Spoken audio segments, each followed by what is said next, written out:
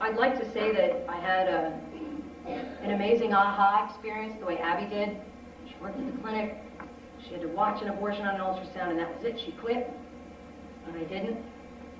I started having nightmares when I had to work autoclave. An autoclave is a machine that looks like a microwave that sterilizes medical instruments. And in the autoclave room, in a first trimester abortion clinic, that is also where the jars come in from the machine, in the procedure room. And that is where, as an autoclave technician, one of my jobs was to use the strainer and to dump out the jar and then dump out what ended up in the strainer so the parts could be reassembled to make sure we got everything. And in a very early abortion, there wasn't much to see except for the chorionic villi, which is how an amniotic sac attaches to the inside of the womb. Very, very early, which was very, very rare.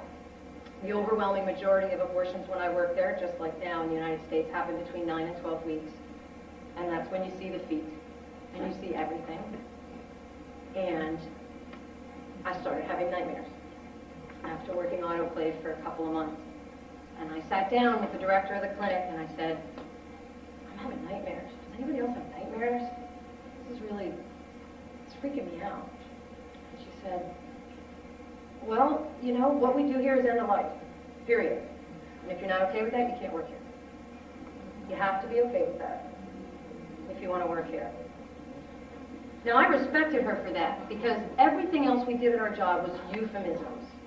It was all, you know, the pregnancy or the tissue or the products of conception. And here was the woman who was actually a part owner of the clinic too, as well as the executive director, looking me in the eye and saying, you have to be okay with death or you can't work here. So I was rotated out of the autoclave room. She said, we'll do that for a couple of weeks. You can go back to doing blood pressures and teaching birth control in the recovery room. But if you're not okay with it, you're going to have to find another job.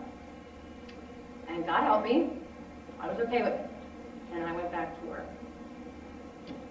And it wasn't until a year ago, it's November now, right? November 6th.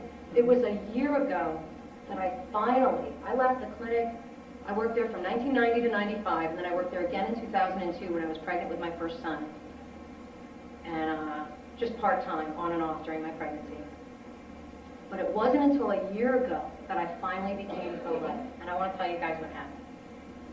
I have a dear friend of mine who was in a pregnancy support group with me, who has a friend who tragically lost a son to cancer.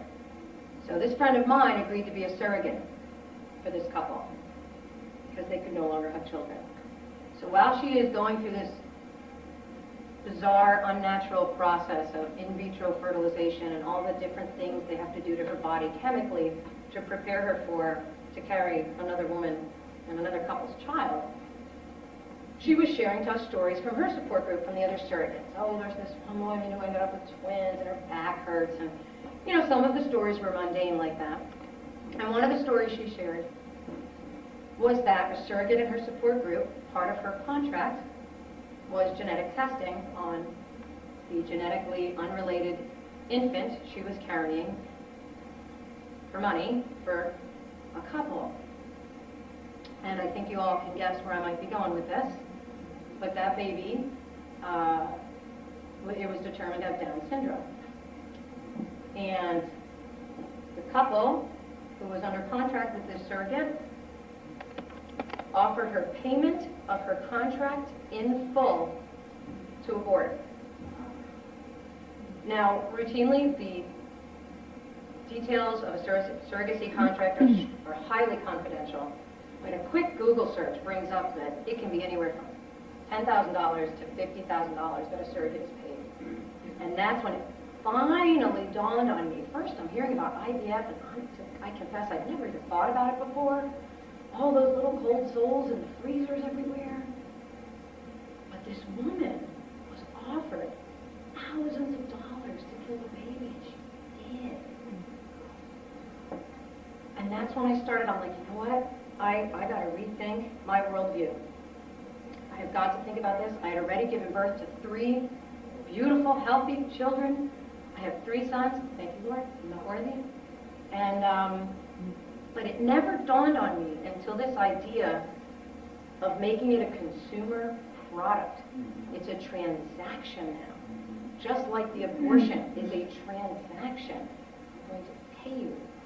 It's a mob hit, and it's a cheap mob hit. Abortion's $400. So that's when it finally got to me. I got to change my worldview.